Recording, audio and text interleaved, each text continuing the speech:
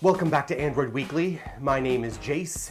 I'm sorry I missed last week. I was moving, but I'm all in now. And you know what I find interesting? It's that all the news or rumors and leaks surrounding the Galaxy Note 4 get far more attention and search demand than the supposed real news of the Galaxy Alpha. Does that say more about us Android geeks or more about the hopeful iPhone killer that is the Galaxy Alpha? Things that make you go, Alright, so please kindly take a big spoonful of salt while we dig into the Galaxy Note 4 leaks and rumors.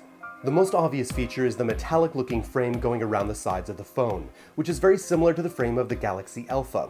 The frame is chamfered on the edges and features what appear to be plastic inserts, ostensibly to ensure antenna reception. The bottom edge of the phone shows a micro USB 3.0 port, a speaker grill, and the S Pen slot.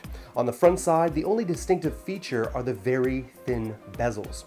Rumor has it that the Note 4 will feature a 5.7-inch 2560 by 1440 pixel AMOLED display. The back of the phone is likely textured plastic, similar to the Note 3, but without the faux stitching. The squared-off camera and LED heart rate sensor module are also similar to those we saw on the Galaxy Alpha shots.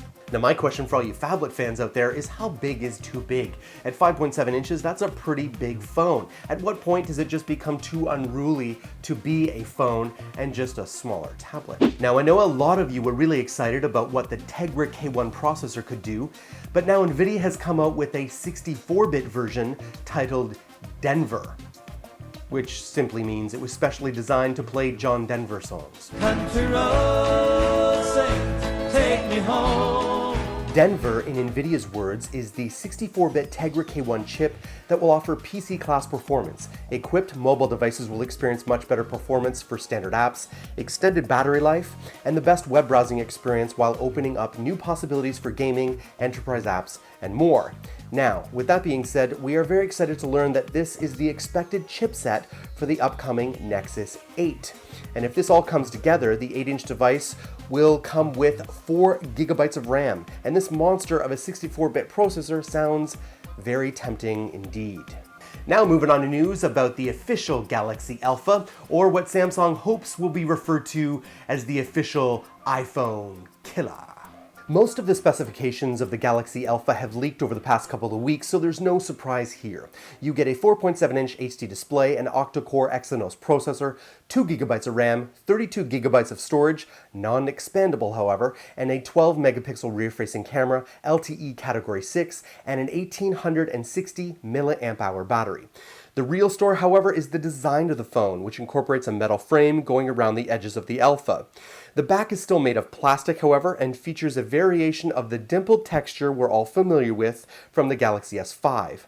The Galaxy Alpha will be available in 5 color options at launch: charcoal, black, dazzling white, frosted gold, sleek silver, and scuba blue. Availability for color options will vary by market. So yes, this looks like a mid-range to upper mid-range phone, and although it does not have a micro SD card slot for expandable storage, it does have a removable battery. Always good news. Alright, thanks for watching Android Army. My name is Jayce. Love to connect with you right here on Google Plus or Twitter. Now you should know there's been an ongoing contest on the Android Q&A series. I have some clues put into those shows. You should watch them. If you can find the clues, you reach the prize of a $50 Google Play gift card. That's been ongoing. It's been really hard for people to find these clues. My other clues in the past were clearly too easy. These ones are hard. I spent almost as much time trying to choose those clues as I did in actually editing the video. So check those out. There'll be 2 more coming out over the next couple of weeks. I'm going on vacation this week, but an Android Q&A will be coming out as soon as I get back. Don't forget about my brothers in Android, Josh, Joe, and the Tech Ninja Kevin, Chris, and Lon. Always working hard to deliver the best content on the web. I shall see you next week on Android Weekly.